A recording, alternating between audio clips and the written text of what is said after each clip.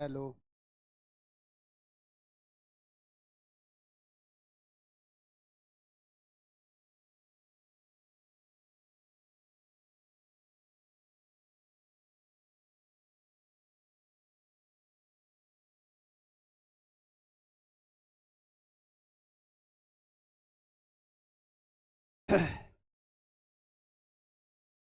सभी को मेरा फिर से नमस्कार और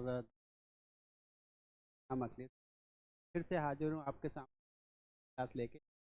आज की क्लास होने वाली है जो अ, ये जो आज की क्लास है, जैसे हम पिछली क्लासेस ले क्लास थी वो हमारी उत्तर भारत की ताल्लुक रखती है, राजवंशों से ताल्लुक रखती है। लेकिन अब जो क्लास है वो राजपूत काल से पूरा ताल्लुक रखती है। राजपूत काल के बाद हम सीधे मुस्लिम आकारियों पे आएंगे, उसके बाद दिल्ली से बाद मुगल्स पे चलते हैं। लेकिन आज का जो लेक्चर है वो ज़्यादातर जो हमारा है, जो राजपूत काल है, जो लगभग 8 सेंचुरी के लगभग 12 सेंचुरी तक मान सकते हैं। उत्तर प्रतिहार वंश वगैरह राजपूत वंश स्थापित की, चालुक्यों ने स्थापित की।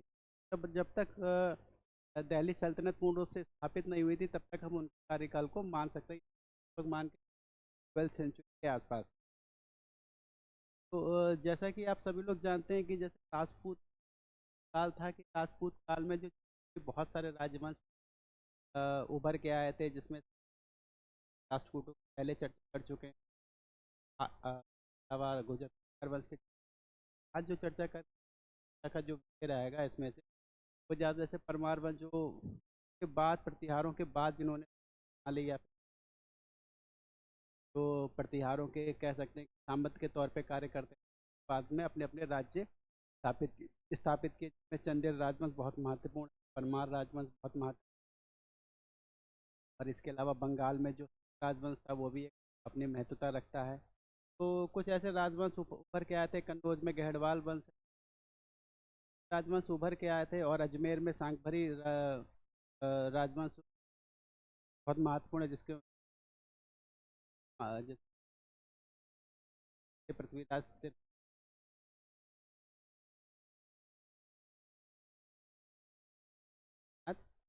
ये बहुत महत्वपूर्ण लेक्चर होने वाला है, और इसमें अगर आप जितने लोग भी जुड़ना चाहते हैं जल्दी से जल्दी जुड़ जाइए, बहुत बेहतर रहेगा। आज की क्लास अच्छी, अगर आप लोग जल्दी से जल्दी जुड़ जाएंगे, क्योंकि आज बिल्कुल एग्जैक्टली राइट टाइम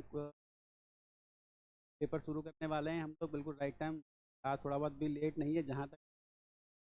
तो दोस्तों, जैसे कि मैंने कहा, अगर आप लोग हमसे जुड़ना चाहते हैं किसी प्रकार से भी, अगर आप हमसे जुड़ना चाहते हैं तो आप हमें नंबर पे कॉल कर सकते हैं। सामने जो आपके सामने जो नंबर दिया हुआ है उस नंबर पे हमें कॉल कर सकते हैं, और किसी भी प्रकार की जो इंक्वायरी है तो वो हमसे आप लोग कर सकते हैं। इसके अलावा टेलीग्राम पे भी हैं हम लोग, हमारा खुद का ऐप भी है, आप लोग चाहें तो ऐप भी डाउनलोड कर सकते हैं। और प्लीज़ अगर हो सके तो करिएगा, तो उसके जो रिगार्डिंग जो भी इंफॉर्मेशन है वो आपको बार बार पे उपलब्ध होती रहेगी। ठीक, इसके अलावा जैसे मैंने तो टेलीग्राम पे भी हैं, टेलीग्राम भी आप लोग ज्वाइन कर सकते हैं हमारे चैनल पर। अगर आपको लेक्चर हमारे पसंद आ रहे हैं, और हमारे हमारे साथ साथ कुछ और सहयोगी दल व्यक्ति हैं जो लेक्चर ले और सहयोगी हैं, एक वो लेक्चर लेते हैं। अगर जीएसओ का कोई भी बंदा है ऐसे तैयारी कर रहा हो तो वो हम लोगों को ज्वाइन कर सकता है। दोस्तों, जो डिफरेंट काइंड ऑफ मूड से मैंने आपको बता दिए किस तरीके से आप लोग हमसे संपर्क कर सकते हैं। चलिए, और जैसा कि मैंने बताया, 99 रुपये में आप हम लोगों को ज्वाइन कर सकते हैं, और मुझे नहीं लगता ये कि बहुत बड़ी आपके लिए कॉस्ट होगी। जो मिनिमाइज कॉस्ट है, एक जो कह सकते हैं जो मार्जिनल कॉस्ट है, जिससे आपके ऊपर किसी प्रकार का बर्डन नहीं आएगा, तो वो कॉस्ट रखिए। अगर आप हम लोग ज्वाइन करेंगे, डेफिनेटली आपको बेनिफिट जरूर मिलेगा। चलिए, आज की क्लास में जैसे मैंने बताया, कॉल कर सकते हैं, टेलीग्राम पे भी आप लोग जा सकते हैं, वहाँ भी मैसेज करके आप लोग इन्फॉर्मेशन प्राप्त कर सकते हैं। तो व्हाट्सअप, हाँ, व्हाट्सअप पे भी आप लोग जा सकते हैं। तो ये हमारा यूट्यूब चैनल है, कि आप लोग L1 क्लासेस अगर डाल के उस पर सर्च करेंगे तो डेफिनेटली आपके सामने आएगा, और उससे जुड़ी हुई जितनी क्लासेस हैं आप लोग उसमें जाके उसको वॉच भी कर सकते हैं। टेलीग्राम पे हैं कि अब आ जाते हैं अब आ जाते हैं दोस्तों मेन मुद्दे पे, यानी कि जो आज की क्लास है, उस क्लास से रिलेटेड लगभग 40 क्वेश्चंस रहे हैं। हालांकि कुछ क्वेश्चन जो है शामिल नहीं किए गए हैं, वो जबानी ही बता दूंगा आपको।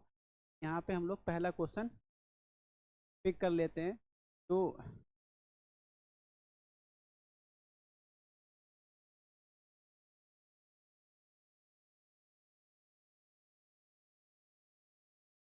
तो पहला क्वेश्चन ही पिक कर लेते हैं।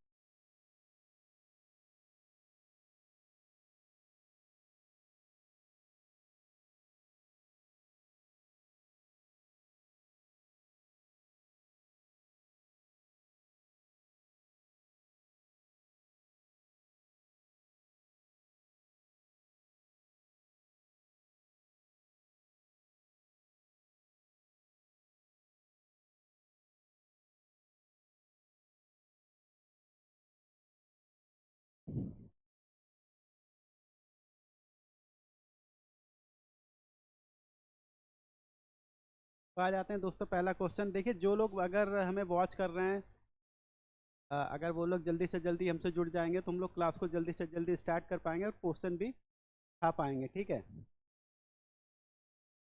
चलिए शुरू करते हैं दोस्तों। पहला क्वेश्चन है, तो जो लोग हैं वो आते रहेंगे और हो सकता है थोड़ी देर बाद ज्वाइन करें हम लोग। तो आ जाते हैं पहले क्वेश्चन पे। पहला क्वेश्चन हमारा क्या कहता है, बादामी के चालुक्यों का शाही प्रतीक क्या था, यानी कि उनकी जो राजसत्ता थी उसका प्रतीक कौन था। जैसे कि हर राजसत्ता का कोई ना कोई प्रतीक हुआ करता था। जैसे पांडे राजवंश की बात करें, वहाँ पे तो उनका मत्स्य हुआ करता था। अगर राष्ट्रकूट की बात करें, वरुण हुआ करता था। बहुत से ऐसे राजवंश थे जिन्होंने कोई ना कोई पशु पक्षी के रूप में कोई ना कोई अपना चिन्ह स्थापित किया था। जैसे बहुत से लोगों ने शेर का भी स्थापित किया है। तो ऐसे ही एक चिन्ह था वराह। ठीक है, बादामी के चालुक्यों का शाही प्रतीक क्या था। करुण, कुई, वराह और शेर। दोस्तों इसका जवाब होगा वराह। ये किसका था, बादामी के चालुक्यों का। बादामी के चालुक्यों का ये राष्ट्रीय चिन्ह था। सेकंड पे आते हैं, 5 यज्ञ। हिरण्यगर्भ, अग्निहोत्र, वाजपेयी, बहुसुवर्ण और पौंडरिक। ठीक, 5 प्रकार के यज्ञ थे। 5 प्रकार के यज्ञ, हिरण्यगर्भ हो गया, अग्निष्टोम हो गया, वाजपेयी यज्ञ हो गया, बहुसुवर्ण यज्ञ हो गया और पौंडरिक हो गया। ये करने का जो श्रेय है,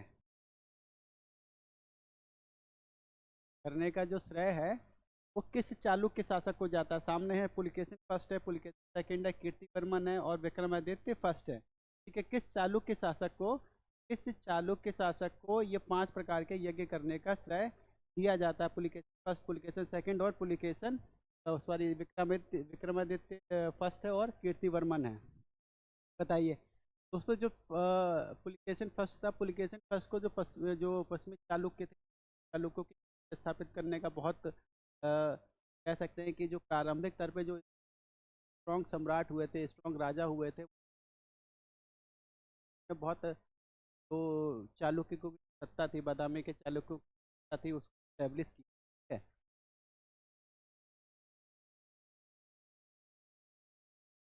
और इसी तो महत्वपूर्ण शासक थे पुलिकेशिन, आप लोग जानते होंगे। और पल्लवों के साथ इनका लगातार संघर्ष बना रहता था, चालुक्यों का। और उसी संघर्ष के दौरान जो पल्लव शासक थे, नरसिंह वर्मन प्रथम, उन्होंने पुलिकेशिन तृतीय को न केवल पराजित किया बल्कि बाद में हत्या भी कर दी। और पुलकेशिन को पराजित करने के बाद ही नरसिंहवर्मन ने वातापी कोंड की उपाधि को धारण किया था। लेकिन पुलकेशिन को जो बहुत मतलब महानतम शासक माना जाता है इस वंश का, दोस्तों इसका आंसर होगा पुलिकेशिन फर्स्ट। ठीक है, पुलिकेशिन फर्स्ट ने इस प्रकार के 500 प्रकार के यज्ञों को संपन्न किया था। आ जाते हैं थर्ड पे, पल्लव शासक। पल्लव शासक नरसिंह वर्मन सिंह, नरसिंह वर्मन प्रथम ने किस चालुक्य शासक को हराकर मार डाला और वातापी कोंड की उपाधि धारण की।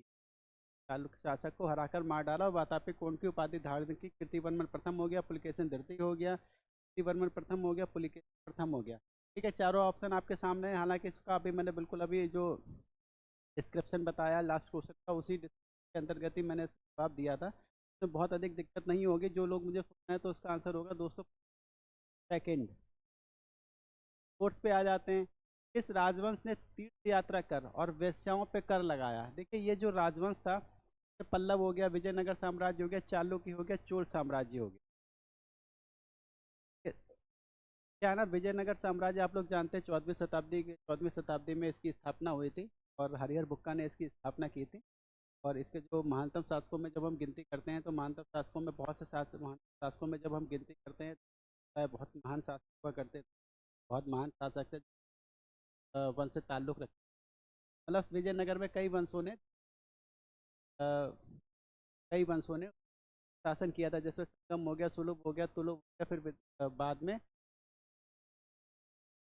अरविडू वंश हो गया।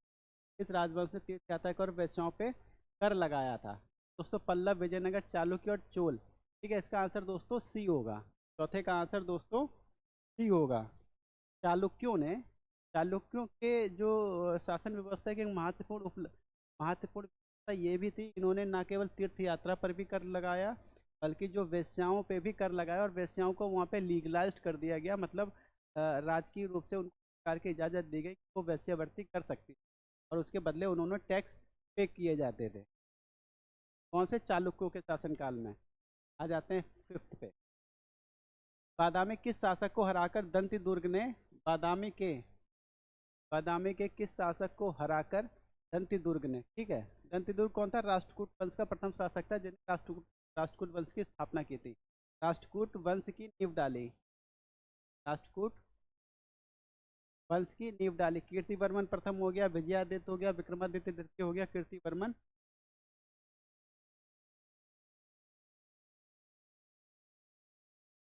बताइए, कीर्तिवर्मन प्रथम, कीर्तिवर्मन द्वितीय और विजयादित्य हो गया, और फिर विक्रमादित्य द्वितीय।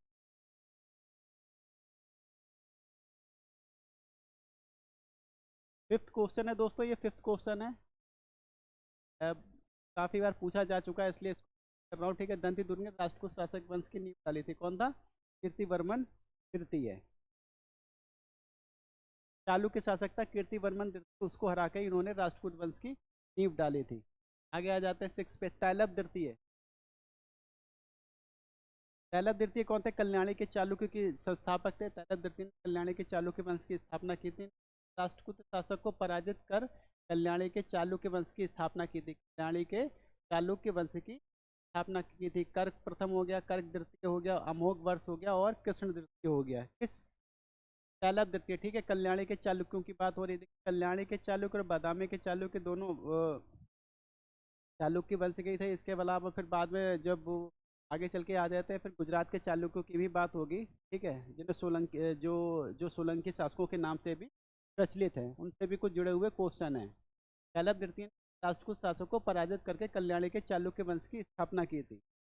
दोस्तों कर्क प्रथम, कर्क द्वितीय, अमोघ वर्ष और कृष्ण तृतीय। दोस्तों ये होगा कर्क तृतीय।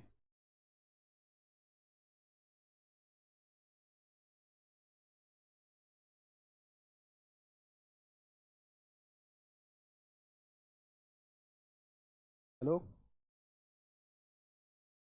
अभिषेक, अभी ठीक आ रही है आवाज क्या? क्या ठीक है? हेलो। चलिए दोस्तों अगले क्वेश्चन पे आते हैं। कर्क द्वितीय।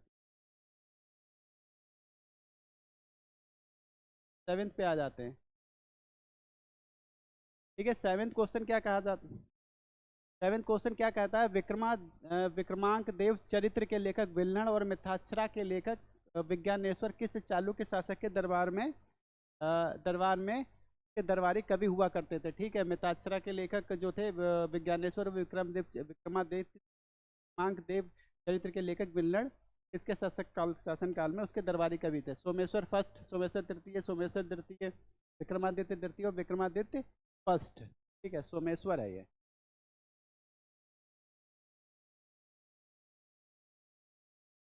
सेवेंथ का डी। ठीक है, इसका सेवेंथ का डी है, विक्रमादित्य फर्स्ट के शासन काल में ये दोनों। चलिए कहा, स्वागत है आपका ऋतु कुशवाहा हमारे इस क्लास में। बने रहिए, ज़्यादा क्वेश्चन नहीं है, 40 क्वेश्चन है, बने रहिए, आनंद आएगा आपको। चलिए 8वें पे आ जाते हैं। गुजरात के चालुक्य सोलंकी वंश की स्थापना किसने की थी? गुजरात के चालुक्य सोलंकी वंश की स्थापना की थी किसने की थी, बताइए। ठीक है, भीम प्रथम हो गया, कुमारपाल हो गया, मूलराज प्रथम हो गया, मूलराज तृतीय हो गया। मूलराज प्रथम, मूलराज द्वितीय, भीम प्रथम और कुमारपाल। ठीक है, किसने की थी? जैसे कि आप सभी लोग जानते हैं, मैंने अभी कहा था गुजरात के चालुक्य और इनकी जो राजधानी हुआ करती थी वो अहिल पाटन की राजधानी हुआ करती थी। ठीक। और इसके अलावा जैसे मैंने बताया चालुक्यों के 3 चरण में इन्होंने अलग अलग राजवंशों ने काम किया था, हालांकि चालुक्य ही थे। एक तो बादामी के चालुक्य थे कर्नाटका में, ठीक है। फिर उसके बाद आप आ जाते हैं कल्याणी के चालुक्य में तैलभ द्वितीय ने स्थापना की थी, 8 का C। ठीक है, 8 का C बिल्कुल ठीक है। आगे आते हैं, सुमेलित करना। ठीक है, दो दिए गए हैं, मंदिर दिए गए हैं, मंदिरों के जो संस्थापक हैं उनकी बात हो रही है। ठीक। सूर्य मंदिर मढेरा, ठीक है, जो कि गुजरात में पड़ता है। और रानी की बाव, ये रानी लिख रखी, रानी, रानी की बाव या फिर बावड़ी भी कह सकते हैं, बावड़ी। ठीक। रानी की बाव या रानी की बावड़ी, रुद्रमल मंदिर और तरंग जैन मंदिर। ठीक है, भीम प्रथम और ये उदयमती होना चाहिए, मती। और मूलराज प्रथम और कुमारपाल होना, कुमारपाल।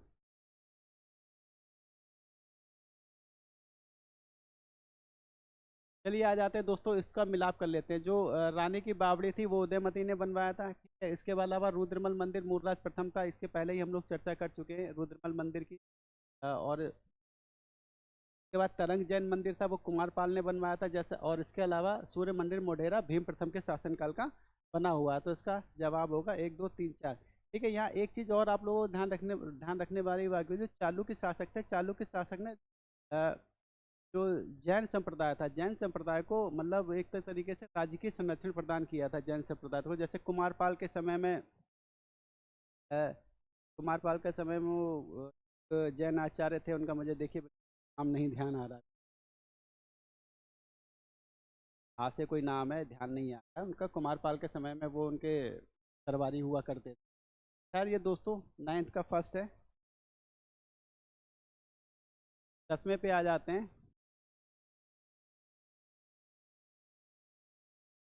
कि प्रसिद्ध चालुक्य रानी नायिका देवी, जो चालुक्य शासक अजयपाल की पत्नी थी, ने अवयस्क पुत्र मूलराज द्वितीय की संरक्षिका के तौर पर शासन किया।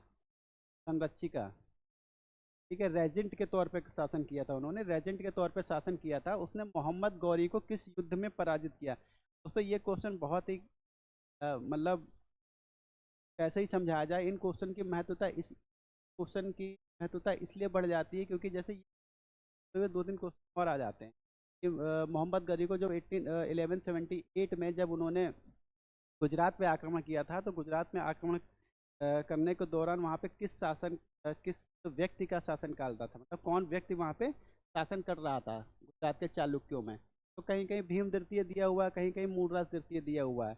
लेकिन जब अभी तक जो आज मतलब जो रिसेंटली कुछ रिसर्च है उसमें ये साबित हुआ है, जो चालुक्य रानी नायिका देवी थी अजयपाल की पत्नी, वो उनका अवयस्क पुत्र मूल इसका, ठीक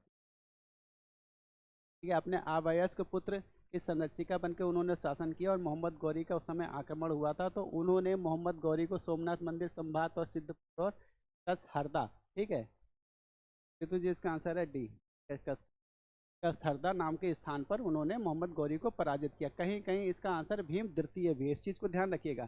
जैसे आयोग मैं बता रहा हूँ, आयोग का अब एक नई मतलब जो रिसर्च है ये उसके आधार पे इस पे एक फिल्म भी, एक आप लोगों ने अभी हाल में देखी होगी, गुजराती फिल्म भी बनी थी नायिका देवी, ठीक।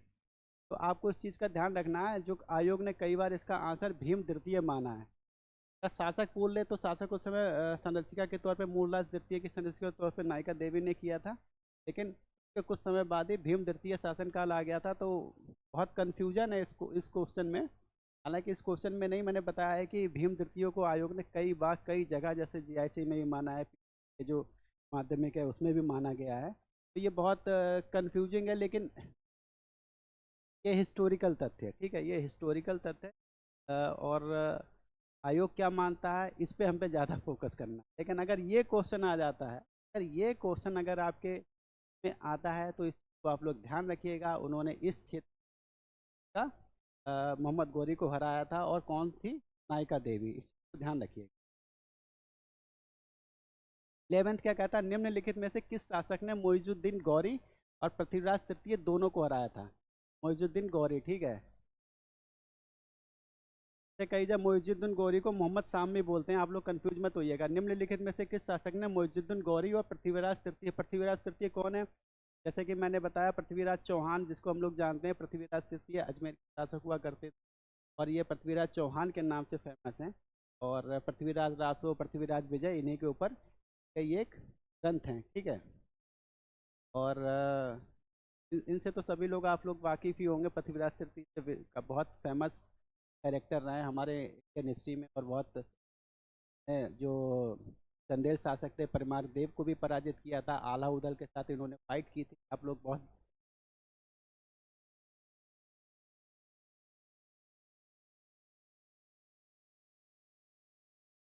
ठीक है, ये सही है। 11 का ए, भीम तृतीय। अब दोनों के जवाब बिल्कुल सही। अ, प्र, प्रबंध चिंतामणि का लेखक कौन है, प्रबंध क्या हुआ है, प्रबंध चिंतामणि का लेखक कौन है। हेमचंद्र हो गया, जिनसेन हो गया, मृतुंग हो गया, राजशेखर हो गया, ठीक। तो ये चालुक्यों के शासन काल में मृतुंग ने प्रबंध चिंतामणि की रचना की थी। 13वें पे आ जाते हैं। दिलवाड़ा का विमल शाही मंदिर निम्नलिखित में से किस को समर्पित है, निम्न से किससे समर्पित किया गया। आदित्यनाथ को, अजीतनाथ को, नेमिनाथ को, और पार्श्वनाथ को। वाराणसी, वाराणसी। 13 का बताइए, दिलवाड़ा का विमल शाही मंदिर निम्नलिखित में से किस जो जैन आचार्य थे उनको समर्पित था, ठीक है। और ये जो जैन आचार्य थे, बहुत फेमस है। आबू पर्वत पे जो दिलवाड़ा का जैन मंदिर है, बहुत फेमस है। और जो उस समय के जो चालुक्य शासक थे, भीम के उस जो सामंत थे विमल, उन्होंने ही इस मंदिर की निर्माण की थी। तो कहीं कहीं पे इसको विमल शाही मंदिर भी बोल दिया जाता है। ये दोस्तों आदिनाथ है, ठीक। क्या बोलते हैं इसको, ऋषभ ना सब देव भी कहा जाता है। आदिनाथ की जगह अगर ऋषभ देव आ जाए तो कंफ्यूज मत होइए जाओ। और इनकी आंखें, अब इनकी आंखें हीरे की बनी हुई हैं। 12 का सी, 12 का ए बिल्कुल।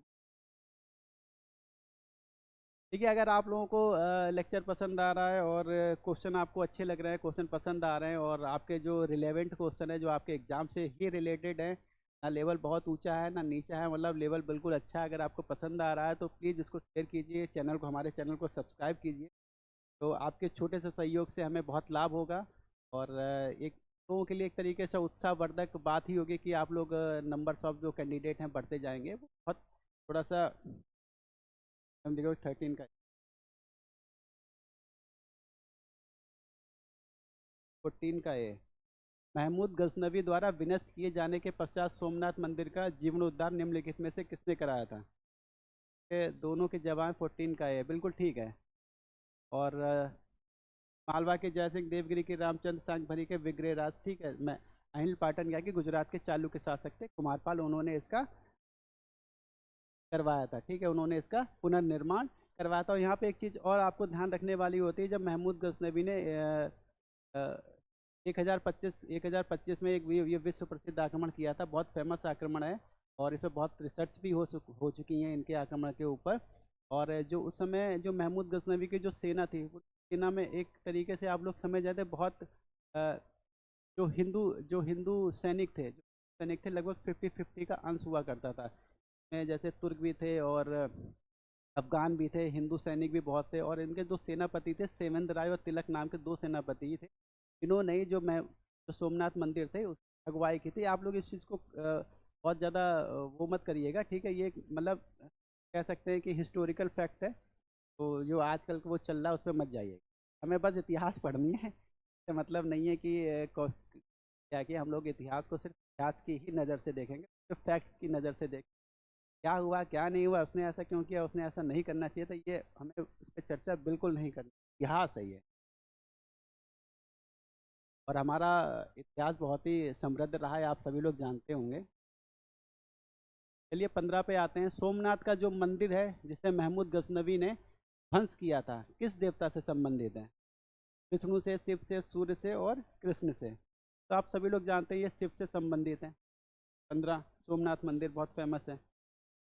और परमार निवासी थे। परमार जो राजवंश था, परमार राजवंश किस क्षेत्र से ताल्लुक रखते थे? परमार राजवंश किस क्षेत्र से ताल्लुक रखते थे?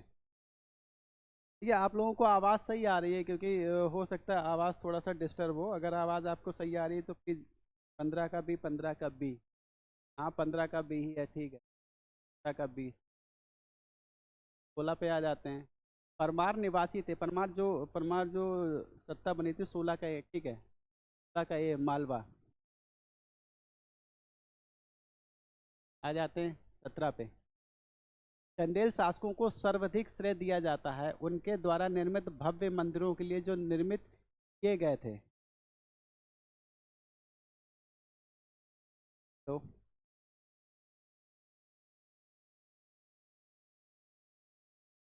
चंदेल शासकों को सर्वाधिक श्रेय दिया जाता है उनके द्वारा निर्मित भव्य मंदिरों के लिए जो निर्मित किए गए थे। मांडू में, एलोरा में, भीमबेटका में और खजुराहो में।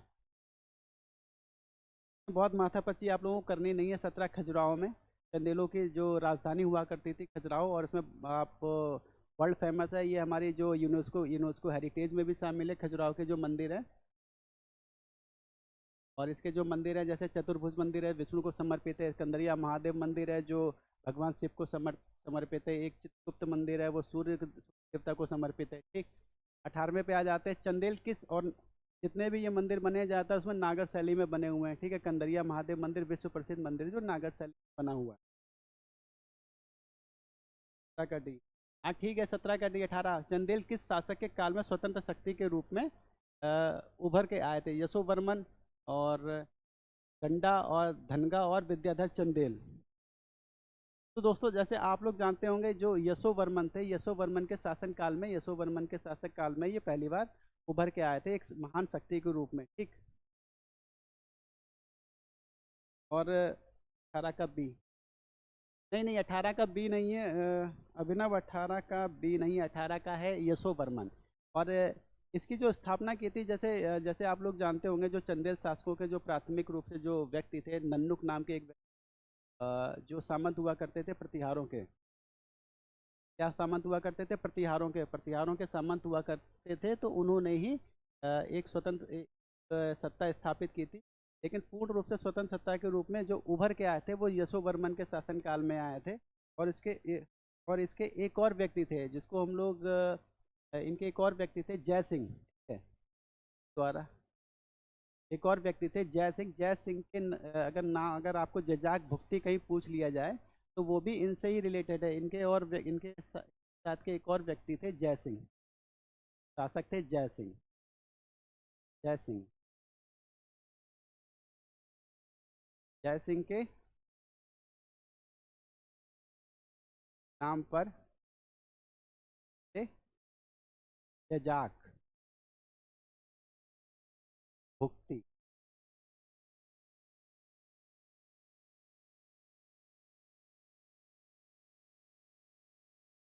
जजाक भुक्ति कहा गया है। जजाक भुक्ति को आजकल हम लोग आज की तारीख में बुंदेलखंड, आज की तारीख में बुंदेलखंड का हिस्सा है। क्वेश्चन क्या था? माउंट आबू के दिलवाड़ा के मंदिर किस स्थापत्य कला की उच्च कोटि को? 19 का बी बिल्कुल सही है, भारत में जैन स्थापत्य कला के बारे में। उस वहाँ का जवाब है 19 का बी। चलिए आगे आते हैं। सही है। भोज परमार ने निम्नलिखित में से किस ग्रंथ की रचना की थी? भोज परमार ने किस ग्रंथ की रचना की? दान सागर, नीति वाक्यमृत, मानसोल्लास और सम्रांगण सूत्रधार। भोज परमार में, जैसे परमार वंश के ये बहुत महानतम शासक थे और इन्होंने कई सारे जो ग्रंथ थे इन्होंने लिखे थे। तो इस ग्रंथ लिखने के कारण इनको कविराज भी कहीं कहीं जगह बोल दिया गया है। कौन थे? भोज परमार, ठीक है। तो इनके द्वारा लिखित ग्रंथ कौन सा है दोस्तों? इनके द्वारा जो लिखित ग्रंथ है वो कौन सा है? सम्रांगण सूत्रधार। और ये किस विषय से संबंधित है? एक बात चीज ध्यान लिख लेगा, कभी कभी ये क्वेश्चन पूछ लिया जाता है किस विषय से संबंधित है दोस्तों। ये सिविल इंजीनियरिंग से संबंधित। Civil engineering.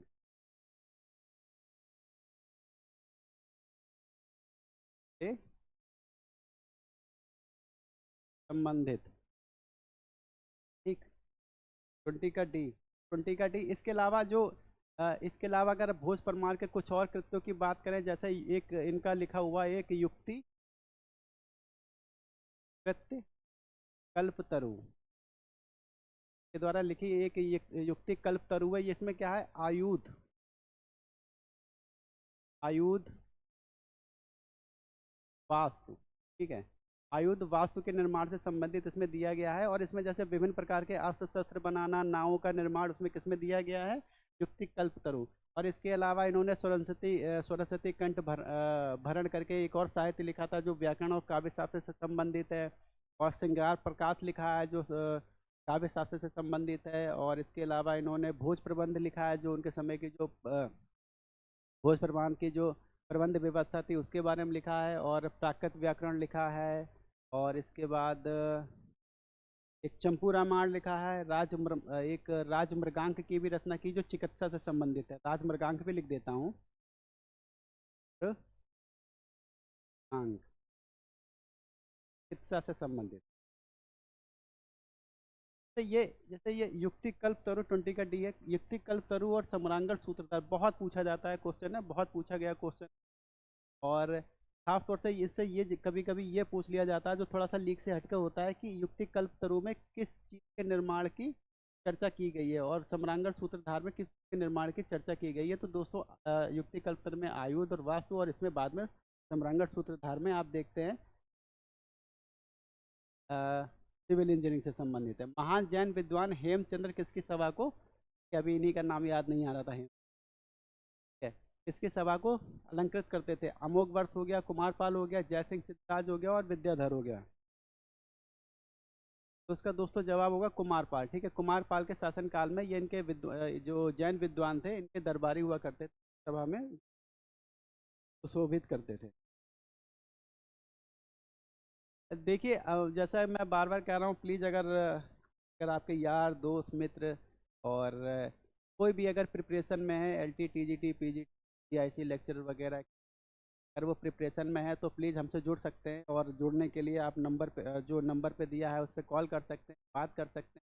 प्रकार की इंक्वायरी चाहिए वो इंक्वायरी भी आपको, इंक्वायरी है तो वो भी आपको तुरंत प्रोवाइड की जाएगी जानकारी। गीत गोविंद का रचयिता कौन माना जाता है, धोई हो गया, और गोवर्धनाचार्य हो गया, लक्ष्मण सेन हो गया, जयदेव हो गया। गीत गोविंद की बहुत फेमस है, गीत गोविंद, ठीक है। दोस्तों जैसा कि आप सभी लोग जानते हैं गीत गोविंद की रचना जयदेव ने की थी। और किसके शासनकाल में की थी, जयदेव ने किसके शासनकाल में की थी, लक्ष्मण सेन, लक्ष्मण सेन के शासनकाल में। कहाँ के शासक थे ये, बंगाल के। क्या कहलाते थे इन्होंने अपने आप को, ब्रह्म क्षत्रिय कहा, सेन शासकों ने, ठीक है। अपने आप को क्या कहा, अपने आप को इन्होंने ब्रह्म क्षत्रिय कहा। बाद में इन्होंने कन्वर्ट होकर पूरी तरीके से अपने आप को क्षत्रिय कहने लगे, ठीक है। कहाँ शासन करते थे, बंगाल में। इसके अलावा इसके अलावा कुछ और जो संबंधित थे, जैसे कि धोई द्वार, इनके एक और राइटर थे धोई, ठीक है। इनके एक और राइटर थे धोई, इन्होंने पवन दूत लिखा है, पवन दूत। और एक और थे हलायुद्ध, हलायुद्ध। इन्होंने क्या लिखा है, ब्राह्मण, ब्राह्मण सर्वस्व। इन्होंने ब्राह्मण सर्वस्व नाम के ग्रंथ की रचना की थी। ये कुछ एक क्वेश्चन है जो हो सकता है क्वेश्चन पुटअप कर लिए जाए, एग्जाम इंपॉर्टेंट क्वेश्चन है, ठीक है। 23 पे आ जाते हैं।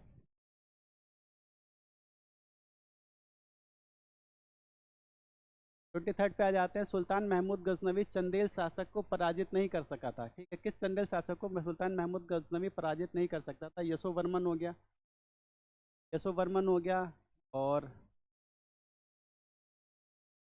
खंग हो गया, ठीक। और फिर एक गण थे और विद्याधर चंदेल, कौन थे, विद्याधर चंदेल। 23 का डी, ठीक है। 23 का डी विद्याधर चंदेल।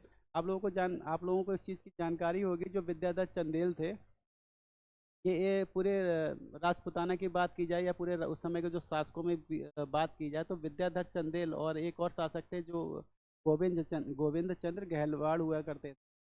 अ, गोविंद चंद्र गहलवाड़ नहीं, विद्याधर चंदेल एकमात्र ऐसे शासक थे जिन्होंने महमूद गजनवी का जो विजय रथ कह सकते हैं या फिर उनकी लूट मार की जो नीति थी का प्रतिरोध किया और सफलतापूर्वक प्रतिरोध किया। ठीक है, पहली बार इन्होंने 1018 में आक्रमण किया था चंदेल राज्य पे, जिसमें विद्याधर चंदेल ने उनका मुकाबला किया। कोई परिणाम न निकलने की वजह से वो युद्ध मतलब कोई परिणाम नहीं निकला। फिर उन्होंने फिर 1018 के बाद शायद 1022 के आसपास उन्होंने दोबारा आक्रमण किया। हाँ, 1022 के आसपास उन्होंने दोबारा आक्रमण किया। तो फिर उस दौरान इन दोनों में ही लगभग संधियां हो गई थी। तब एक तरीके से देखा जाए महमूद गजनवी इनको पराजित नहीं कर सका। और हालांकि विद्याधर चंदेल और इसी उपलक्ष्य में इन्होंने, अच्छा यहाँ पे एक क्वेश्चन और बन जाता है, जैसे विद्याधर चंदेल ने क्या था, कंदरिया महादेव, कंदरिया महादेव मंदिर बनवाया था। और जैसे इतिहास में कई जगह इसका जो वक्तव्य दिया गया है, जो महमूद गजनवी को इन्होंने पराजित किया था, मतलब हरा नहीं पाए थे एक तरीके से महमूद गजनवी इसको, या फिर मैं तो कई जगह मैं विद्याधर चंदेल को ही उसका श्रेय दिया जाता है कि महमूद गजनवी इनको पराजित नहीं कर पाया। तो इसी उपलक्ष्य में इन्होंने कंदरिया महादेव की निर्माण किया जाता था। कहीं कहीं धंग को भी, कहीं कहीं राजा धंग को भी कंदरिया महादेव मंदिर के निर्माण का श्रेय दिया जाता है। वो एक तरीके से वैकल्पिक, अगर विद्याधर चंदेल ना हो, अगर धंग हो तो धंग का भी आप लोग उस पर भी जा सकते हैं। लेकिन ज़्यादातर जो क्वेश्चन पेपर है विद्याधर चंदेल को ही इसके निर्माण का श्रेय दिया जाता है। लगभग 1002 के आसपास इन्होंने, यार 1002 के आसपास ऐसे वो 22, जब अभी डेट कंफर्म नहीं आ रही कौन से सन में, थोड़ा सा सन थोड़ा सा कन्फ्यूजन हो रहा है, तो सन को कोई खास महत्व अभी इस समय नहीं देते हैं, लेकिन जैसे याद आएगा मैं लिख दूंगा। क्या भी बिल्कुल एक्चुअली क्या है ना, इतना ज़्यादा सन होती है उनको याद रखना बहुत कन्फ्यूजिंग है, नहीं याद हो पाता है। खैर चलिए, विद्याधर चंदेल महादेव, कंदरिया महादेव मंदिर का इन्होंने निर्माण कराया। आ जाते हैं 24 पे। लक्ष्मीधर मंत्री थे, ठीक, लक्ष्मीधर मंत्री थे पृथ्वीराज के, गोविंद चंद्र के और विग्रह राज के और महिपाल के। जैसे लक्ष्मीधर क्या थे, गोविंद चंद्र के मंत्री थे। इन्होंने युक्ति कल्प तरु की रचना की है, इन्होंने युक्ति कल्प तरु की रचना की थी। लक्ष्मीधर मंत्री थे गोविंद चंद्र कहाँ के शासक थे, कन्नौज और बनारस के, कन्नौज और बनारस के, और रोज वाराणसी। ये किस राजवंश से ताल्लुक रखते थे, गहड़वाल वंश।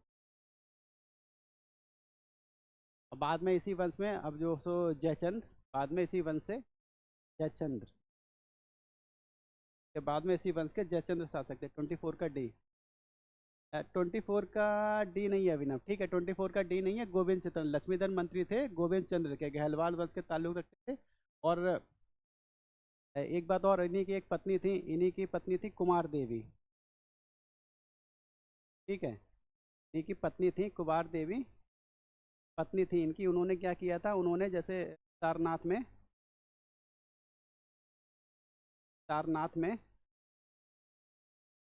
धर्म चक्र विहार, सारनाथ में धर्मचक्र विहार की स्थापना की थी। मतलब उसमें एक लेख लिखवाया था, ठीक है। 24 का डी, 4 का बी, 24 का बी, सारनाथ में धर्मचक्र विहार की स्थापना की थी, या उस पर एक लेख लिखवाया था, वो स्थापना क्या, उस पर एक लेख लिखवाया था, ठीक है।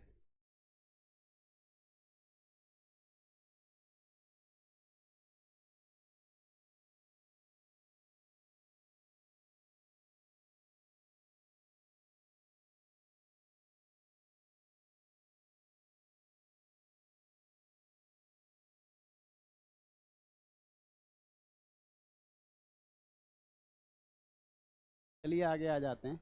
इस चीज़ को ध्यान रखिएगा, कुमार देवी ने सारनाथ में यानी कि वाराणसी में धर्मचक्र विहार की स्थापना की थी। उसमें उन्होंने एक लेख लिखवाया था जिसमें जो एक गजनवी शासक थे, गजनवी शासक ने जब भारत पे आक्रमण किया था तो कन्नौज पे आक्रमण किया था, तो गोविंद चंद ने उसका जबरदस्त प्रतिरोध किया था और उनको हराया था। शायद उनका नाम मेरे ख्याल से मसूद था, जो गजनवी शासक थे, मसूद उन्होंने आक्रमण किया था तो गोविंद चंद्र ने उनको पराजित किया था। तो उसी उपलक्ष्य में धर्मचक्र उन्होंने सारनाथ में ये एक लेख लिखवाया था जिसमें उन्होंने तुरुस्कों यानी तुर्कों को पराजित करने पे गोविंद चंद्र की प्रशंसा की है।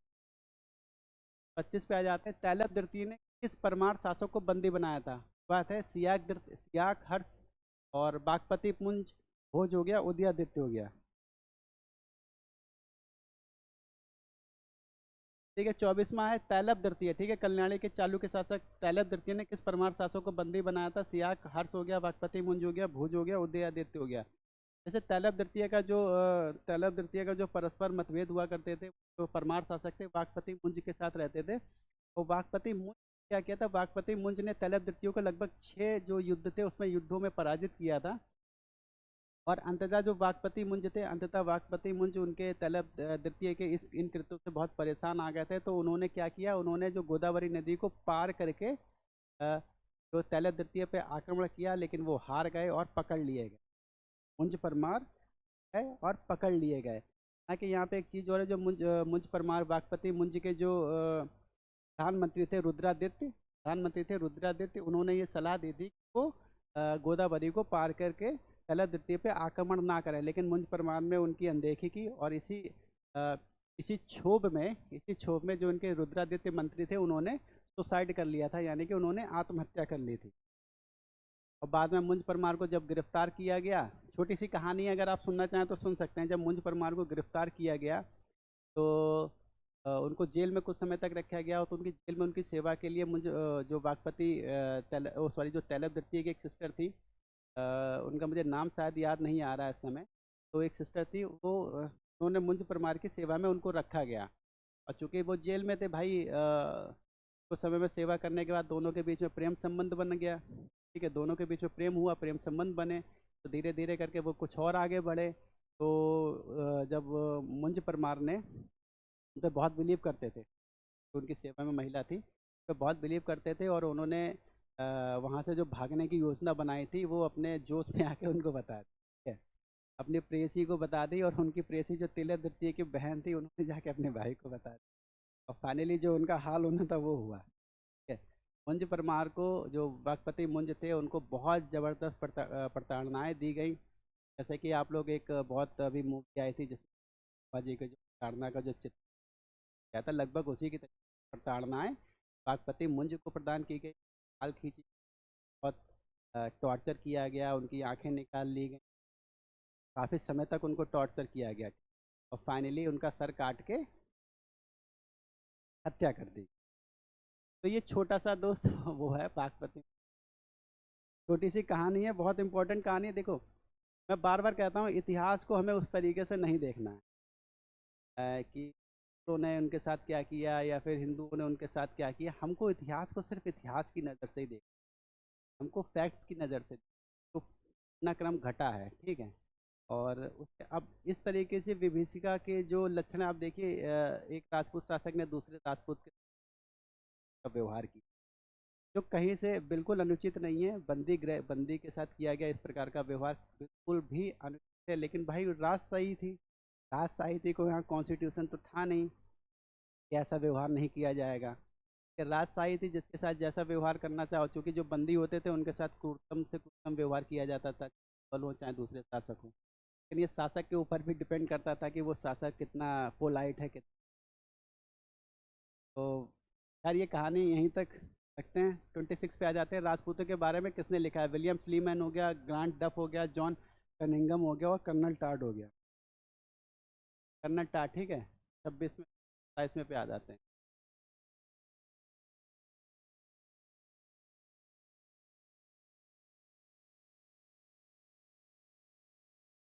हाँ, तो प्रसिद्ध वास्तुविद सूत्रधार मंडन को किस शासक का संरक्षण प्राप्त था? किस सुप्रसिद्ध वास्तुविद सूत्रधार मंडन को, वास्तुशास्त्र के जो विद्वान थे, मंडन को किस शासक का संरक्षण प्राप्त था? विद्याधर चंदेल हो गया, भोज परमार हो गया, राणा कुंभा हो गया, सवाई जयसिंह हो गया। बताइए। ठीक, विद्याधर चंदेल, भोज परमार, राणा कुंभा, सवाई जयसिंह।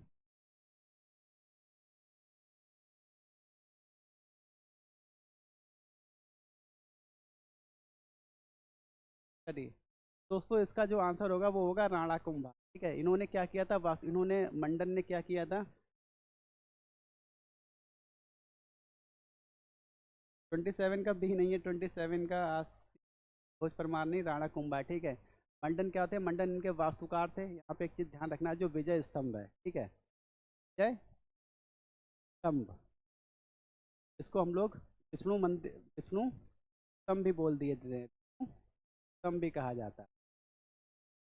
जो रचना थी वो राणा कुंभा ने की थी, और किस उपलक्ष्य में की थी, अभिनव निगम 27 का बी, नहीं 27 का बी नहीं है अभिनव, 27 का बी नहीं है, 27 का डी सी है। ठीक है, इस उपलक्ष्य में की थी, उपलक्ष्य में इन्होंने क्या किया था, जो मालवा का शासक था, मालवा के शासक महमूद खिलजी, ये महमूद खिलजी वो नहीं है, ठीक, इस चीज़ को ध्यान रखिएगा, महमूद गजनवी, महमूद खिलजी वो नहीं है, महमूद खिलजी जो मालवा पे शासन करते, महमूद खिलजी को पराजित करने के, पराजित करने के, ठीक। और इसके जो तथ्य बता देते हैं, इसके जो एक, लगभग ये 9 मंजिला इमारत है, 9 मंजिला इमारत है, ठीक। और लगभग इसमें मेरे ख्याल से 157 यहाँ है, ठीक। और इसके अलावा इसकी जो टोटल हाइट है 122 फीट, ठीक है, 122 फीट लगभग बनती है 37 37.1 करके आता, ये इसकी टोटल हाइट है। कुल 9 मंजिला इमारत है, 57 सीढ़ियाँ, 122 फीट, यानी कि 37.19 मीटर इसकी हाइट है।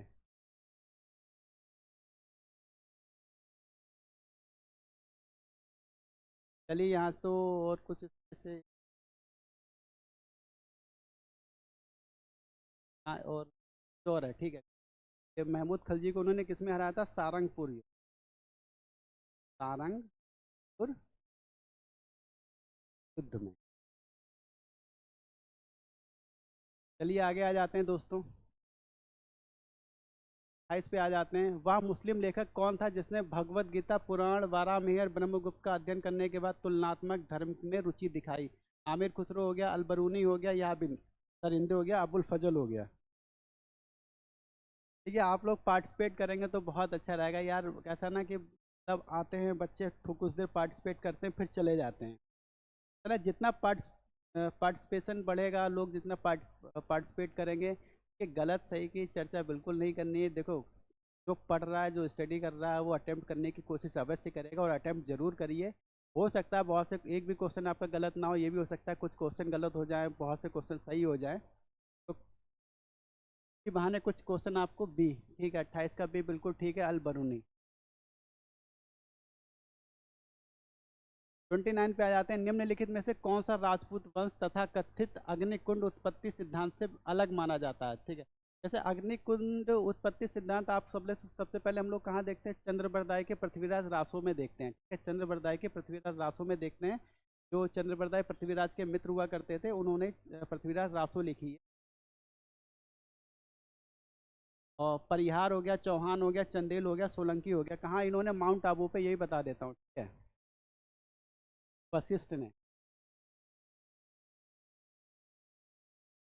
वशिष्ठ ने माउंट आबू,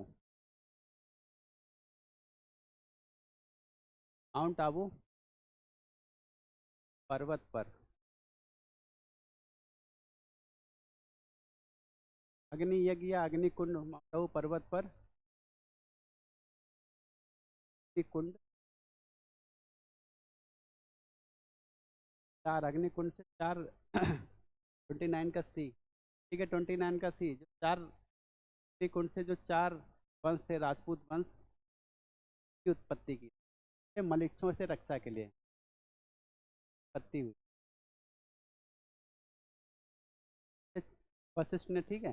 चंदेल उसमें कौन से थे, गुर्जर प्रतिहार वंश थे, और तो चालुक्य गुर्जर प्रतिहार थे, चालुक्य थे, परमार थे, और और क्वेश्चन दिया हुआ है, याद नहीं आ रहा।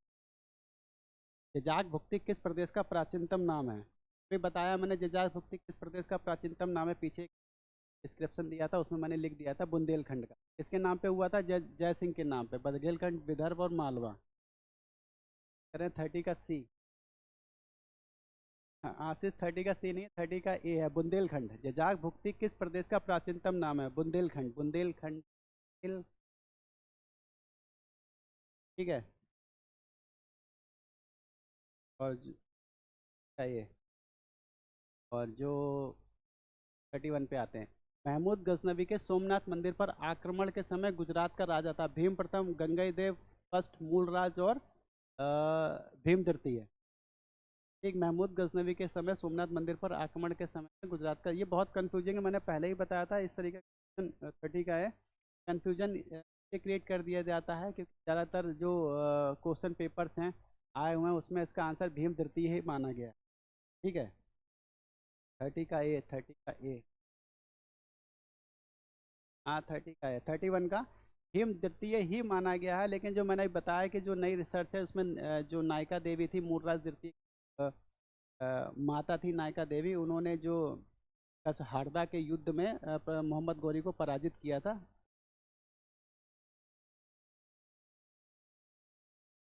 हमारे दोस्त हैं महमूद गजनवी की बात। ठीक है, भीम प्रथम नहीं है, महमूद गजनवी। महमूद गजनवी के सोमनाथ मंदिर पर आक्रमण के समय गुजरात का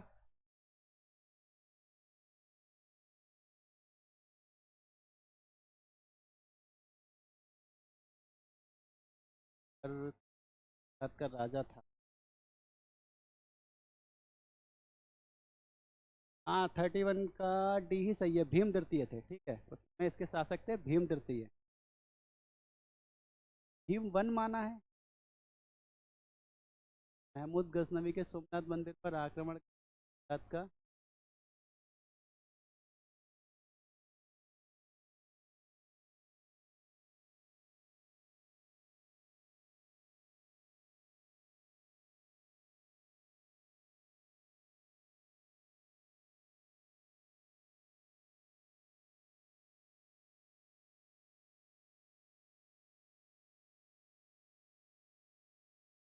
मोहम्मद, हाँ इसका भीम प्रथम ही होगा। भीम तृतीय मोहम्मद गौरी के समय में, मोहम्मद गौरी के समय में भीम तृतीय था, और ये भीम प्रथम उसका महमूद गजनवी के समय जो सोमनाथ आक्रमण हुआ था ये बिल्कुल, तो उसका आक्रमण का वो नहीं कर पाए थे तो भाग गए थे। ठीक है, बिल्कुल ठीक है, बिल्कुल ठीक है। आशीष, अभिनव सिंह वो मोहम्मद गौरी के चक्कर में कंफ्यूज हो गया। सांग भरी के चहमान वंश का संस्थापक कौन था? सांग भरी के चहमान वंश का संस्थापक कौन था? अजय राज हो गया, पृथ्वीराज हो गया, वाकपति राज हो गया और विग्रह राज हो गया। नहीं नहीं, बिल्कुल ठीक है, भीम प्रथम भाग गया था मैदान छोड़ के, वो युद्ध ही नहीं किया था। इनफैक्ट वो उसके जो आक्रमण था महमूद गजनवी से, उनके आक्रमण से इतना भयभीत हो गया था वो बिना युद्ध किए ही भाग गया था।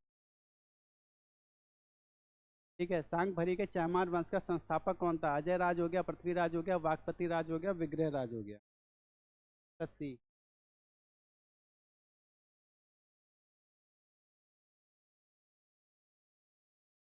सांग भरी के चौहान वंश का नहीं, अभिनव इसका डी होगा, विग्रह राज। ठीक है। 32 का चेक कर लीजिएगा, 32 का सी नहीं है, 32 का डी है, विग्रह राज सांग भरी के चौहान वंश का संस्थापक विग्रह राज है। फिर भी इसको चेक कर लीजिएगा, मेरे ख्याल से तो, मेरे हिसाब से तो यही है। आयोग ने तो यही माना है, अगर आप सी कह रहे हैं तो फिर भी इसको एक बार मेरे ख्याल से चेक कर लीजिएगा, हालांकि आवश्यकता नहीं है, लेकिन दूर कर लेना बहुत ज़रूरी है। अब आ जाते हैं जो शासक दिए हैं उन्होंने जो विरुद्ध धारण किए थे, जो उपाधियां धारण की थी उसकी बात कर लेते हैं। मुंज हो गया, सिंधुराज हो गया, राजराज प्रथम हो गया, बल्लभ सेन हो गया, अ, बल्लाल सेन हो गया, अमोघ वर्ष, कुमार नारायण नी, संग शंकर और शिवपाल शेखर। कहे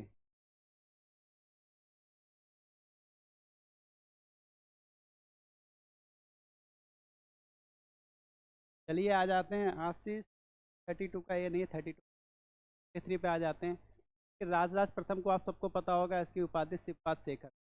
और मुंज ने उपाधि धारण की थी अमोघ वर्ष की। वागपति मुंज। सिंधुराज ने धारण की थी कुमार नारायण की। और बल्लाल सेन ने उपाधि धारण की नी शंकर। ठीक, मिला लेते हैं। ए का फर्स्ट, फर्स्ट का दो, आंसर होगा बी। अगले आ जाते हैं 33 पे। अभी इसको, उस क्वेश्चन को मैं चेक कर लूंगा अभी, लेकिन हालांकि बहुत आवश्यकता नहीं है, फिर भी चेक कर लूंगा भाई, क्वेश्चन की मारा मारी है तो गलत नहीं होना। अ, सामने जो, हमारे सामने जो शासकों की सूची दी गई है, सामने उसके जो लेखक थे, उसके जो राज दरबार में जो लेखक रहा करते थे, उनके हमको उसको सुमेलित करना है। तो अनंत हो गया, लक्ष्मण सेन हो गया, महेंद्रपाल हो गया, सिंधुराज हो गया, जयदेव, क्षेमेंद्र, पद्मगुप्त और राजशेखर। ठीक। तो अनंत वर्मन जो कहाँ थे, अनंत, यहाँ अनंत नाम लिखा है, इनका पूरा नाम था अनंत वर्मन। ये कहाँ के शासक थे, कहाँ के शासक थे? ये शासक थे कश्मीर के। कहाँ के शासक थे? कश्मीर के शासक थे। लक्ष्मण सेन कहाँ के शासक थे? बंगाल के। जयदेव इनके जो अ,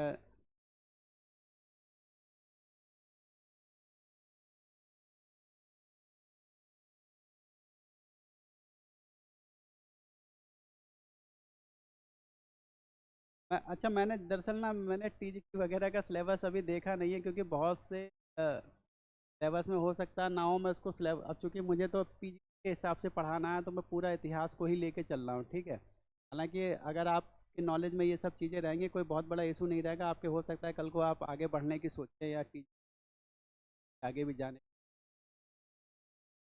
असिस्टेंट प्रोफेसर बनने की सोचें, तो उसमें भी ये चीज़ें लाभदायक रहेंगी। चलिए, महेंद्रपाल, राजशेखर, ठीक, गुर्जर प्रतिहार शासक थे। और सिंधुराज, पद्मगुप्त। मिला लेते हैं। एक का दो, एक का दो, बी का एक का एक, चार, एक का दो, बी का एक, डी का 35 पे आते हैं।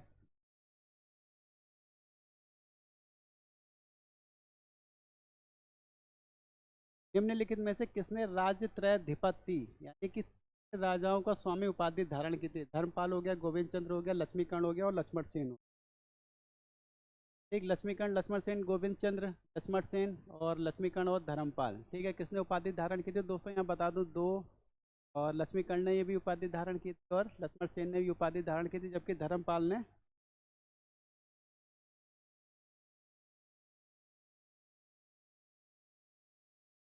तो दो, तीन, चार। ठीक है, एक इसका एक नहीं होगा। धर्मपाल ने परम सौगात की वगैरह की उपाधि धारण की थी। आज आपने निरालंब सरस्वती, यानी कि सरस्वती अब निराश्रय हो गई, एक कवि द्वारा किसकी मृत्यु पर कहा गया है? एक कवि द्वारा किसकी मृत्यु पर कहा गया है? चहमान, बीसलदेव और चंदेल कीर्ति वर्मन, मिहिर भोज और भोज परमार।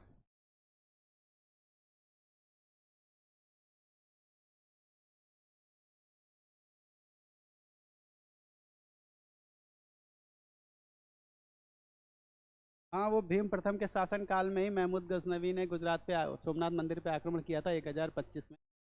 वो भीम तृतीय, वो वो थोड़ा सा जो महमूद गोरी का नाम दिमाग में चल रहा था, तो उसके चक्कर क्वेश्चन किया जा चुका है ना, डिस्क्रिप्शन में बताया, तो वही क्वेश्चन में चल रहा था, तो उसकी वजह से वो भीम तृतीय लग गया। लेकिन वो भीम तृतीय नहीं, भीम फर्स्ट सही है। आप लोग बिल्कुल ठीक है, कि मैं ये नहीं कह रहा हूँ मैं पलटू हूँ। अगर मैं गलत हो रहा हूँ तो आप लोग उसको करेक्ट कर सकते हैं, करेक्शन उसमें किया जा सकता है, बड़ा इशू नहीं। ठीक। तो यहाँ बात हो रही है चहमान, बीसल देव, चंदेल कीर्ति वर्मन, मिहिर भोज और भोज परमार की। चलिए दोस्तों, ये किसके बारे में कहा गया? ये भोज परमार। जैसे मैंने अभी कहा था, जो भोज परमार के बारे में चर्चा की थी, मैंने बताया था भोज परमार ने बहुत सारे ग्रंथों की रचना की थी, जिसमें सरस्वती कंठभारण हो गया, और सम्रांगण सूत्रधार हो गया, युक्ति कल्पतरु हो गया, और प्रबंध कोश हो गया, और प्राकृत व्याकरण हो गया, चंपू रामायण हो गया, और इसके अलावा श्रृंगार प्रकाश हो गया। और 36 का डी, हाँ 36 का डी बिल्कुल। आ जाते हैं 37 पे। चंद्रबरदाई के पृथ्वीराज रासों में वर्णित वर्णित कौन चार राजपूत वंश है, जिनकी उत्पत्ति आबू पर्वत के अग्निकुंड में हुई? या प्रतिहार, चौहान, गहड़वाल, कलचुरी। ठीक है, ये नहीं है। परमार, चंदेल, चौहान, चालुक्य। ये भी सही नहीं, क्योंकि चंदेल उसमें शामिल नहीं थे। हमान, कलचुरी, चंदेल, प्रतिहार, ये भी सही नहीं है। कौन थे? प्रतिहार, चाहमान, चालुक्य और परमार।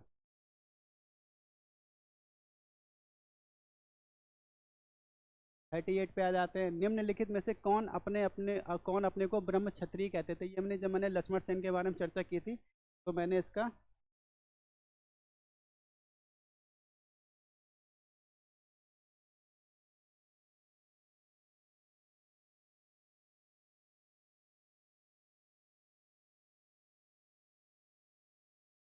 'निम्नलिखित में से कौन अपने को ब्रह्म क्षत्रिय कहते थे? पाल, सेन, प्रतिहार, चौहान। ब्रह्म क्षत्रिय मैंने बताया, ब्रह्म क्षत्रिय सेन राजवंश के लोग कहते थे। बाद में इन्होंने अपने आप को पूरी तरीके से बदल के में कन्वर्ट कर लिया था।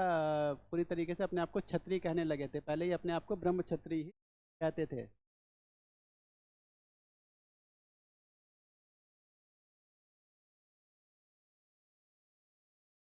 38।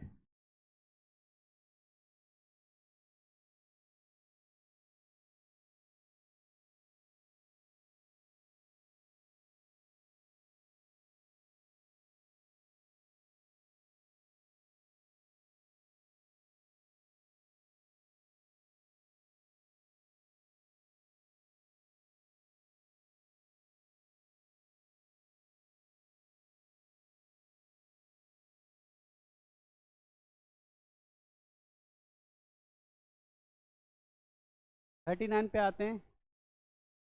क्या है क्वेश्चन? थोड़ा सा गड़बड़ है। मुंज सागर होना चाहिए। मुंज सागर। सागर की स्थान।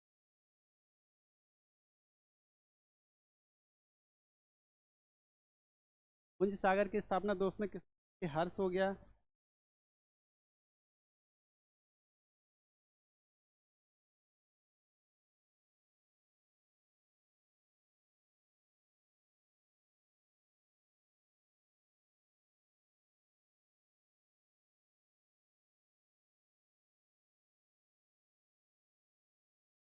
सागर की स्थापना हर्ष हो गया, पुलकेशिन द्वितीय हो गया, वाकपति मुंज, ये सभी लोग जानते हैं। मुंज सागर की स्थापना वाकपति मुंज ने की थी। दोस्तों ये क्वेश्चन गलत है। क्वेश्चन को हम लोग नहीं लेते हैं।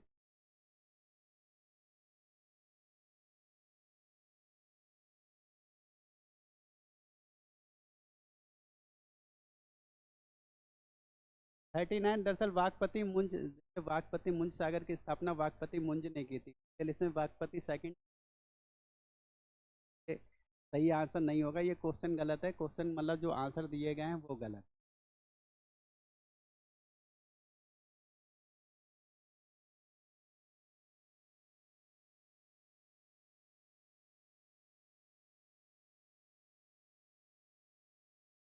दोस्तों सामने कुछ सूचियां दी गई हैं, उनकी राजधानियां दी गई हैं। बताइए कौन सा इसमें सही?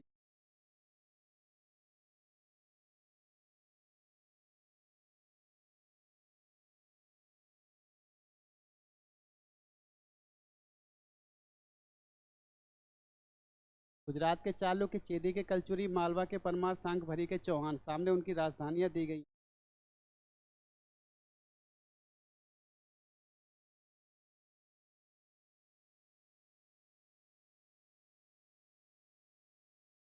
वो क्वेश्चन मैं बता रहा हूँ, वो क्वेश्चन गलत दिए। उसके जो आंसर हैं वो गलत दिए हुए हैं। क्वेश्चन है उसके आंसर गलत दिए गए। एक 40 क्या है? सूची राजवंश दिए गए हैं, उनकी राजधानियां दी गई हैं। अ, अभिनव उसका जो क्वेश्चन का जो आंसर थे वो आंसर अच्छे नहीं दिए गए, वो आंसर गलत दिए गए। ये चेक करना पड़ा था। राजवंश एक, राजधानियां ठीक। गुजरात के चालुक्य।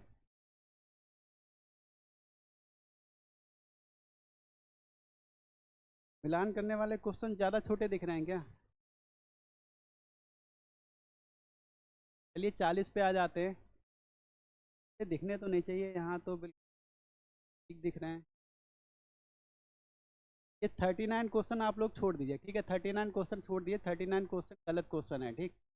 तो राजवंश दिए गए, उनकी राजधानियाँ गुजरात के चालुक्य हैं, कलचेदी के कलचुरी हैं, मालवा के परमार है, सांग भरी के चौहान है। इनकी राजधानियाँ दी गई हैं। जैसे आप सभी लोग जानते हैं गुजरात के चालुक्य मैंने बताया था, अहिलवाड़ उनकी राजधानी थी, ठीक है। अहिलवाड़ उनकी राजधानी थी। उसके बाद चेदी के कलचुरियों की राजधानी त्रिपुरी थी। और मालवा के परमार आप लोग जानते हैं, धारा। और सांगभरी के चौहान, अजमेर। और सांगभरी के जो चौहान थे अजमेर में, पृथ्वीराज तृतीय एक महानतम शासक थे। इनफैक्ट इसके जो सबसे अगर महानतम शासक की गणना की जाए, जो इनफैक्ट बहुत विग्रहराज चतुर्थ, शायद विग्रहराज चतुर्थ, जिनको बीसल देव विग्रहराज चतुर्थ, जिनको बीसल देव के नाम से भी जाना जाता है। अ, तो वो इसके महानतम शासक थे। और जो उन्हीं के द्वारा एक संस्कृत मंदिर, उन्होंने इन्हीं के द्वारा एक मंदिर बनवाया गया था, जिसको तोड़ के ही अजमेर में मेरे ख्याल से एक मस्जिद बनवाई थी। कुतुबुद्दीन ऐबक का नाम नहीं आ रहा है मस्जिद को। 40 का बी, का बी।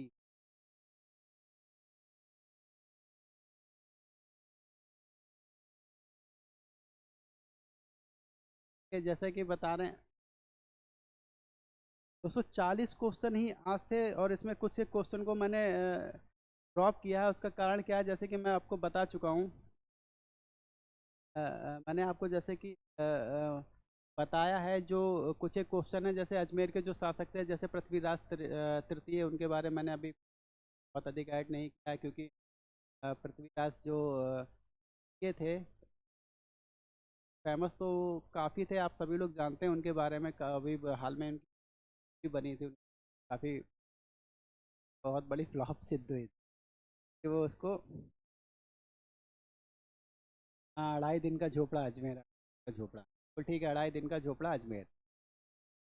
तो क्या हुआ कि पृथ्वीराज तृतीय, जैसे कि आप सभी लोग जानते हैं, जब तराइन का फर्स्ट युद्ध हुआ था 1191 में मोहम्मद गौरी और पृथ्वीराज चौहान के, तो उस युद्ध में पृथ्वीराज चौहान के जो एक सामंत थे, गोविंद राज, या फिर कह सकते हैं जो सेना नायक थे, तो उन्होंने जो मोहम्मद गौरी को इतनी भीषण तरीके से क्षतिग्रस्त कर दिया था, या फिर कह सकते हैं किसी तरीके से शारीरिक हानि पहुंचाई थी, तो पृथ्वीराज किसी तरीके से वो अपनी,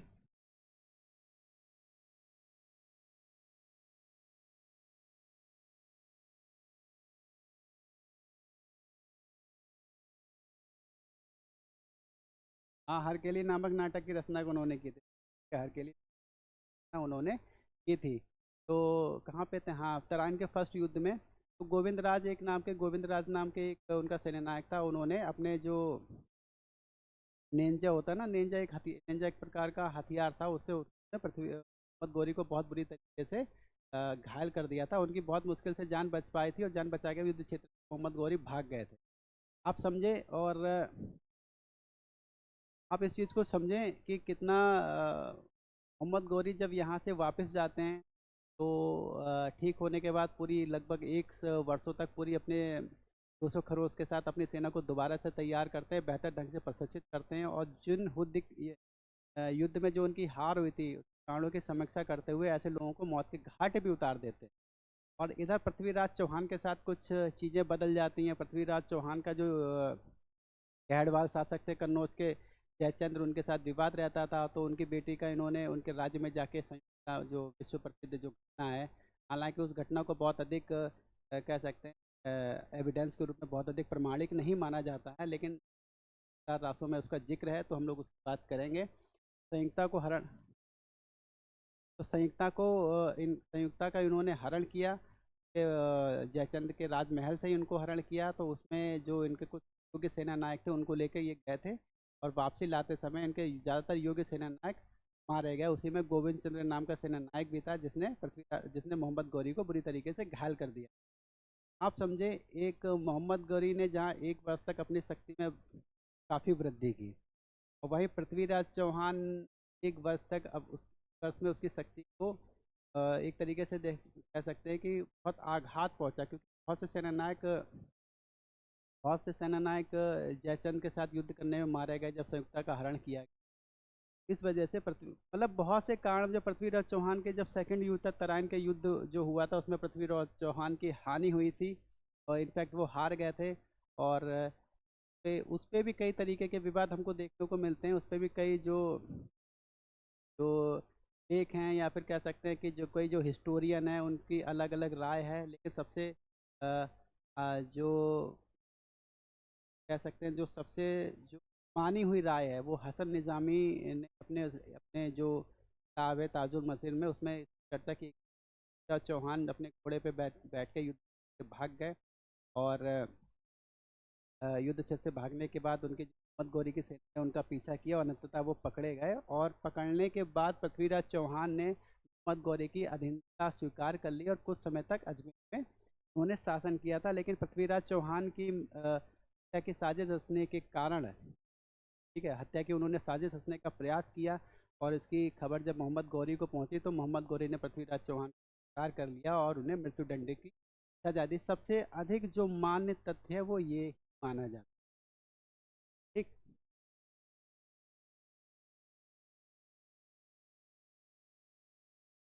ठीक है, आप सभी लोग जो आज आए थे उनका बहुत बहुत फिर से कहता हूँ शुक्रिया अदा करता हूँ। और आगे जब हम चर्चा करेंगे, हम जो जो जो नेक्स्ट लेक्चर होगा उस पर चर्चा करेंगे। जो मुस्लिम आक्रमणता थे, मोहम्मद गजनवी के बारे में चर्चा करेंगे, मोहम्मद गौरी के बारे में चर्चा, और जो असन पे जो अरब आक्रमण हुआ था उसके बारे में चर्चा करेंगे। तो उसमें भी बहुत 40 क्वेश्चन के आसपास होंगे। तो मोस्ट प्रोबली जो राजपूत काल से जो क्वेश्चन आते हैं तो मोस्ट प्रोबली यहीं से ही क्वेश्चन आते हैं। ज़्यादातर क्वेश्चन यहीं आते हैं, कुछ एक हट के आ जाएं वो एक अलग चीज़ है, लेकिन ज़्यादातर यहीं से क्वेश्चन आते हैं। और दोस्तों, अगर क्वेश्चन में कहीं कुछ गलती महसूस हुई हो तो प्लीज़ आप लोग कमेंट जरूर करिएगा और उसको मैं करेक्ट करूँगा। क्या है ना, बहुत ब्रॉड लेवल का इतने फैक्ट्स को याद रखना बहुत ज़्यादा मुश्किल होता है, क्योंकि मेरे पास टेली प्रॉम्प्टर नहीं है जो मैं देख के सामने पढ़ाता रहूँ।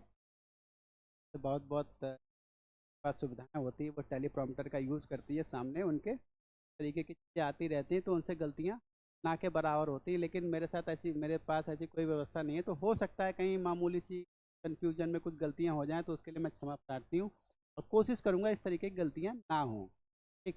वैसे तो कम ही होती हैं, लेकिन we are humans, you know, है, तो छोटी मोटी गलतियाँ हो सकती हैं। लेकिन अगर आपको लेक्चर पसंद आया हो, आप सभी से रिक्वेस्ट है, अगर आपको लेक्चर पसंद आया हो तो प्लीज़ चैनल को सब्सक्राइब कीजिए और अधिक से अधिक लोगों तक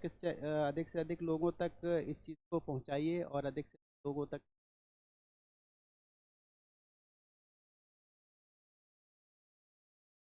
आज काफ़ी कम लोग आए थे, चलिए खैर कोई बात नहीं। कल आपकी और हमारी फिर से एक मुलाकात होगी, में हम मुस्लिम शासन का जो प्रारंभिक जो आक्रमणकारी थे उनकी चर्चा। तब तक के लिए दोस्तों अलविदा लेते हैं। कल हमारी फिर से मुलाकात होगी। हमसे जुड़ने के लिए आप लोग, मैंने बताया कि नंबर पे कॉल कर सकते हैं, टेलीग्राम, इंस्टाग्राम, टेलीग्राम और व्हाट्सएप पे कॉल कर सकते हैं, व्हाट्सएप पे जा सकते हैं। तब तक के लिए बहुत बहुत शुक्रिया और कल फिर हमारी मुलाकात होती है। Good night, have a night, आराम से।